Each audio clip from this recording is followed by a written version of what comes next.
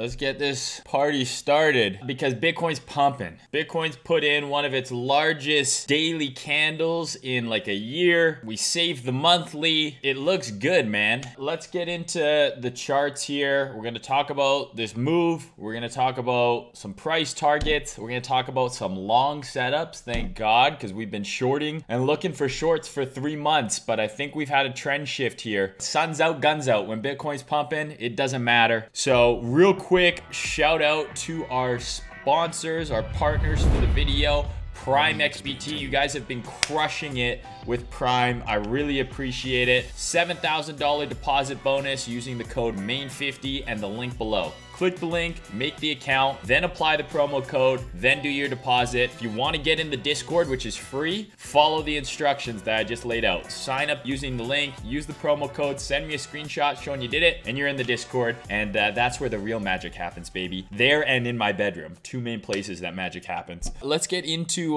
the charts. We're going to start with Bitcoin. Obviously, we've had a big ol' pumperoonie. So what I'll do first is I'm going to explain all the levels that I have here on the chart, where they came from. These are the same levels we've had for ages. So if you're wondering where these levels came from, go watch previous streams, go through the Trader Mayne chart section in the Discord. We've had these levels for a long time, but I'm going to explain it one more time for the blind homies, okay? So low to high, that's our trading range here. This low to that high, that gives us this big trading range. Yearly open is pretty straightforward, the yearly open. This is our weekly order block low that caught these lows very nicely. We at one point, I think, had this level marked as well, this weekly order block. But if you combine these two down candles, it's like a 2-week order block. It doesn't really matter. That's all from the weekly. And then this is a new weekly level I've added as a potential upside target. So if we're able to get above here, so we have the yearly open confluent with that mid-range. If we're able to get above there, I'm looking at this weekly level as the next draw on price. Zooming in to my favorite time frame, the H12. We've got that weekly level, and again, like, it's pretty fucking clean. Our weekly level's down here, right? What formed at the weekly level? Remember, order blocks 101, right? Where do order blocks form? They form at key levels. Well, you have your key weekly level here, and then you have a 12-hour order block that formed right there. So this is the down move that caused this rally. And look what we did. We came back, retested, pushed away. There's a bunch of ways that this move played out. You kind of have an over-under here.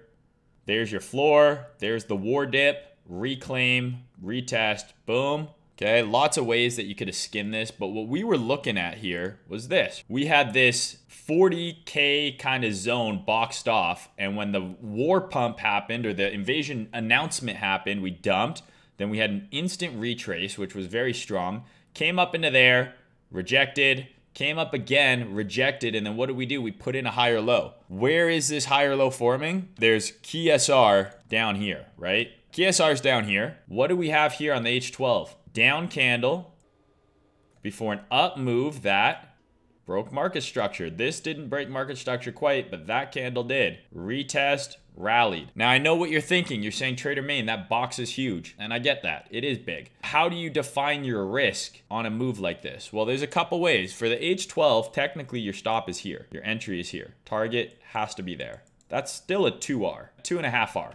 But maybe you're like Trader Mayne. I don't want a 2R trade. I want 10R. I want more, which I understand. So how do we get a tighter risk reward? You zoom in. So the 12-hour gave you the setup. So if you're like a guy who's working a 9 to 5, you don't want to be glued to the screen all the time, you have no excuse. You got a setup based on a weekly bullish order block, then you drill down to the 12-hour, and you got a setup that is 2.5R, and if this goes as high as I think it might, could end up being a 4 or 5R trade. So you can't complain. There's only 2 12-hour candles a day. You could also do this on the daily. It's the exact same. But again, what have we talked about? What have I taught you guys? Well, we know that we're bullish. Let's go to the hourly. Now we know within this box, I'm looking for longs. It happened fast on the hourly, but do you not see an hourly setup here? I see this. Down candle before an up move that broke market structure, tagged it, and rallied. So now all of a sudden, instead of entering here, yeah, your entry's not as low, but now your risk is arguably either here or here.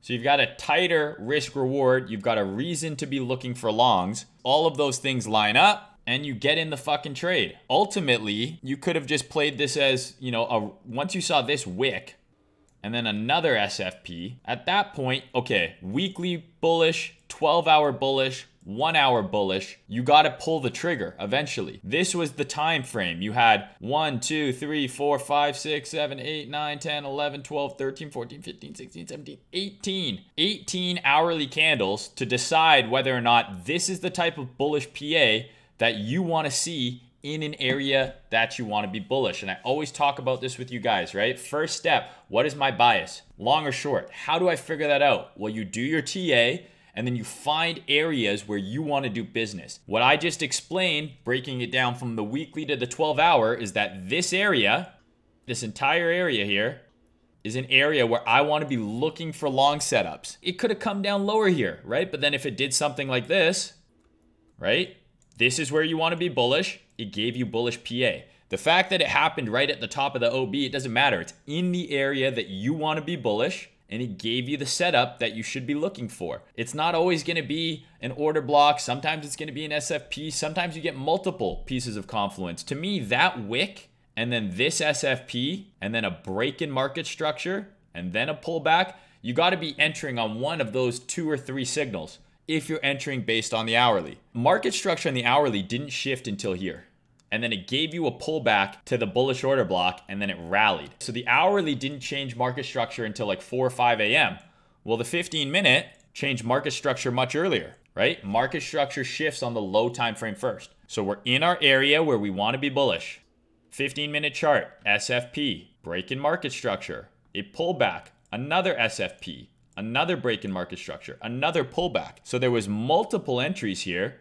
There's your order block on the M15. Here's your other order block on the M15. Here is your SFP entry. Soon as that candle closes, you enter, stop here. SFP entry, soon as that candle closes, you enter, stop here. So 3 setups just from what I can see on the 15-minute that played out. How about you didn't get in on any of these? When you see this reaction at support, where you want to see a bounce, let's say you woke up here and it's already moving like this. And then we've now moved through the zone that I said we need to break to go to 42. Well, can you not find a long in this little consolidation here? Down move before the up move that broke market structure. Retest. Down move before the up move that broke market structure.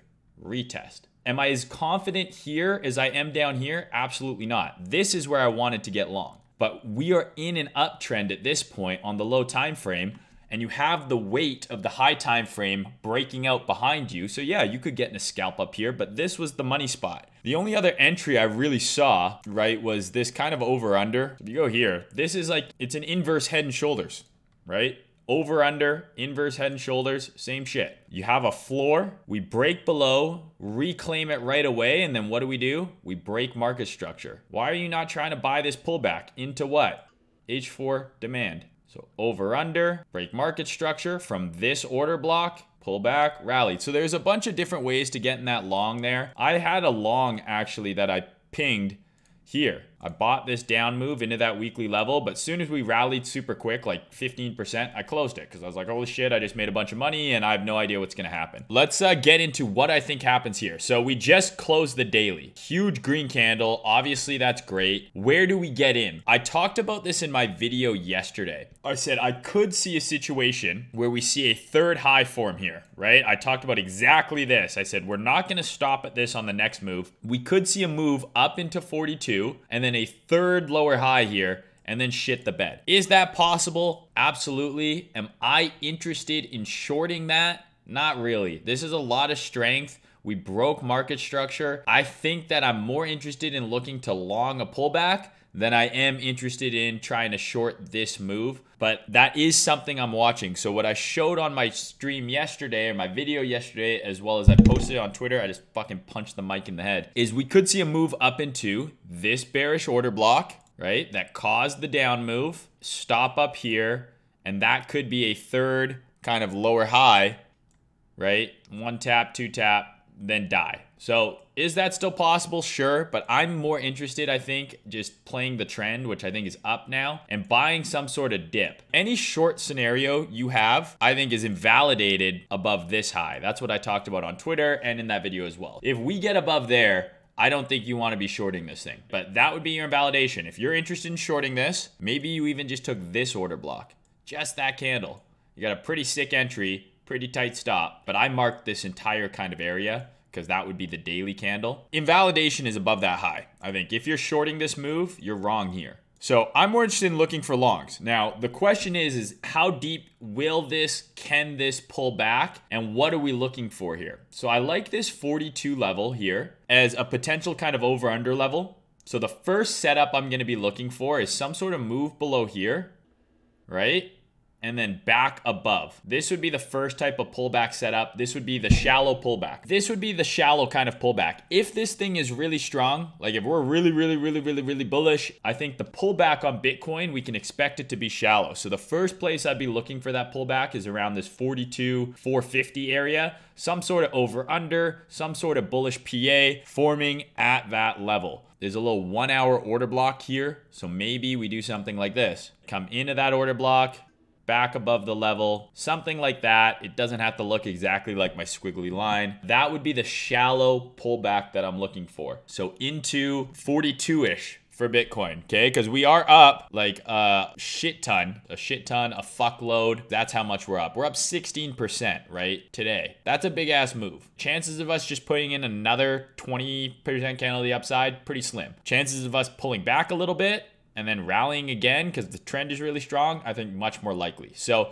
that's the kind of shallow pullback scenario that I'd be looking for. Now, if we fail to do the shallow pullback and we have a much deeper pullback, it's gonna be that setup that we've been talking about, an SR flip of this key kind of 40K to 41K zone. Pullback here is a long. This is just literally H12OB to H12OB, right? That's H12OB1, H12OB2, H12OB3. And that's confluent with this SR level that I'm talking about. So this would be the deeper pullback scenario. I don't know if I pull my fib from here to here. I don't know if we come this deep. If this moves really bullish, I think it's more likely that we do a shallow pullback, right? Around 42 and rally again, then we retrace a huge part of this move and then continue up. It can happen. I'm just saying, I think the shallow pullback is more bullish and more likely. I do think that a larger pullback is possible, and that's where I'd be looking to play it. SR flip of this zone, you have that H12OB right there. So a pullback to here to like 40, 41 would be a long for me. Your invalidation on this is right below here. If we close below 40K, again, I do not think that's good. I would not want to see any H12 or daily or even like an H4 candle close below this area. Can we wick below here? Sure. But I want to see the candles close above here. That would be the deeper retrace setup that I'm looking at. I don't know if we come that far back. We had a ton of people short here, blown the fuck out. A lot of people are sidelined. A lot of people thought we were going much lower because of the war. A lot of shit. So the likelihood that you miss this 16% pump and you get a long 40K again, I think is pretty slim. But it's possible, so I'm letting you know this is where I'd be looking for that to happen. I don't know what's gonna happen. We gotta wait and see, right? Trading is a game of making a plan, waiting to see what happens, and if anything in your plan ticks off, then you have a trade you can execute. What if I wake up tomorrow and we just do this? We didn't pull back at all. Well, guess what? I didn't get in a long. I'm looking for the next trade. So those are the two initial pullback from this area long scenarios that I'm looking for. And again, I am still cognizant that we could have a lower high here.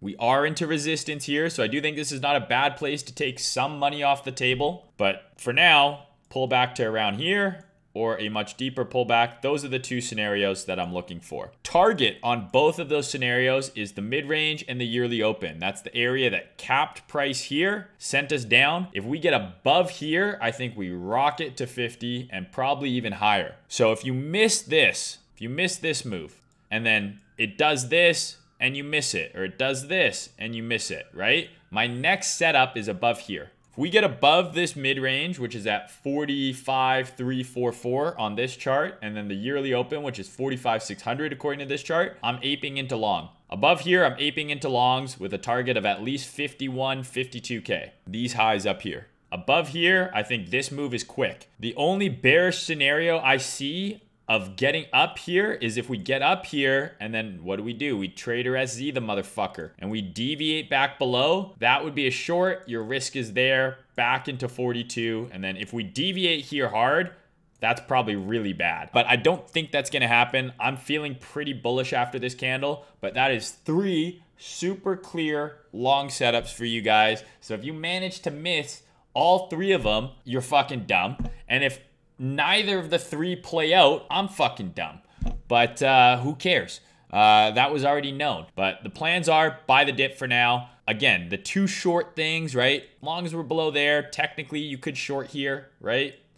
And then if we deviate above here and then break back below, that'd be another short. But I'm not taking either of those. You know, it's a new week. It's still early to tell, but I want to see what stocks do. If stocks tomorrow rally hard, right, I wouldn't be surprised if this just continues because stocks are lagging right now relative to Bitcoin. But I'm not really interested in shorting here. If we get that deviation play above here, then I'd be interested. But for now, I'm more interested in waiting, seeing what happens. Do we fill in a little bit of this candle and then go? Do we fill in a lot of it? If we get back below here, that sucks and we go lower. All right, let's look at Ethereum. So Ethereum lagging Bitcoin. How can I tell? I use my fucking eyes. Obviously, Ethereum, that's a big breakout. Ethereum had a nice day, not nearly as nice as Bitcoin. So what would you imagine the Ethereum Bitcoin chart looks like if both Ethereum and Bitcoin went up?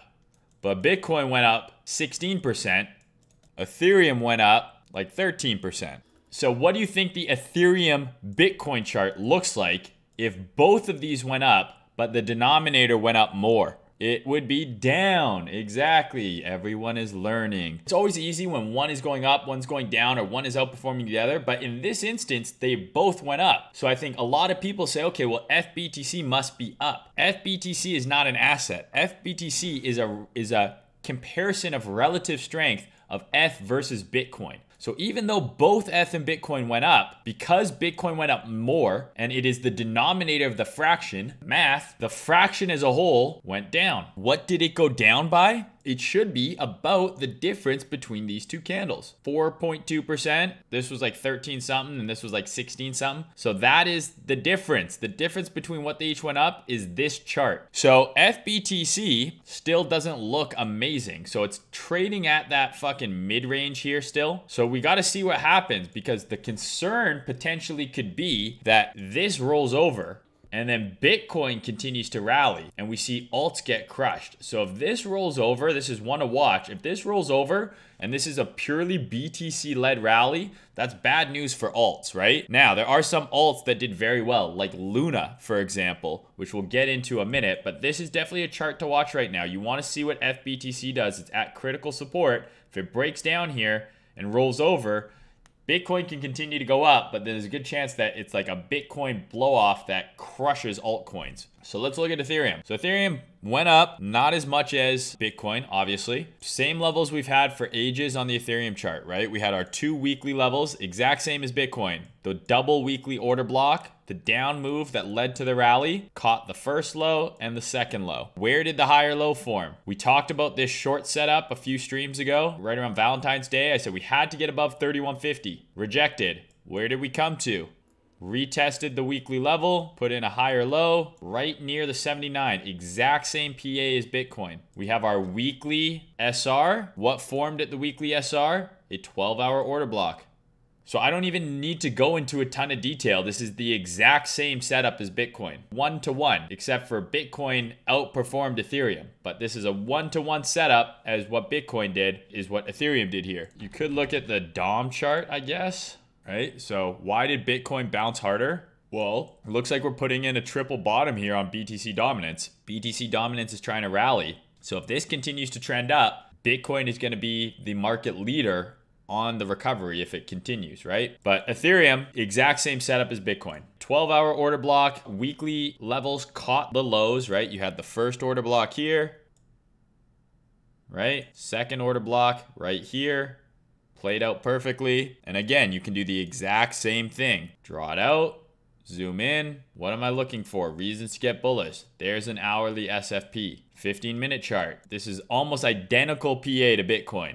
SFP, break in market structure, pullback, another SFP, another break in market structure, pullback. So this is what we want to see at our area of where we want to be bullish. And if you zoomed in here, this is how you get that tighter risk reward. Otherwise, if you're entering this on the H12, right, you're wrong all the way down here. Maybe you don't want to be. Maybe you want to enter on the H4. And you say, okay, I want to enter on the H4 at this order block here, right? Maybe you put your stop somewhere tighter. Maybe you get stopped out initially, but then you see it was a swing failure pattern and you enter again. This down move and then the rally and then the move here and then the rally, identical to Bitcoin, except for Bitcoin rallied further. But it's all the same shit, right? I don't need to reiterate. So Ethereum did not bounce nearly as hard. So we do have to be aware that, you know, this could just be a fucking lower high, right? But based on Bitcoin's strength, I'm interested in looking at Ethereum on a pullback similar to Bitcoin.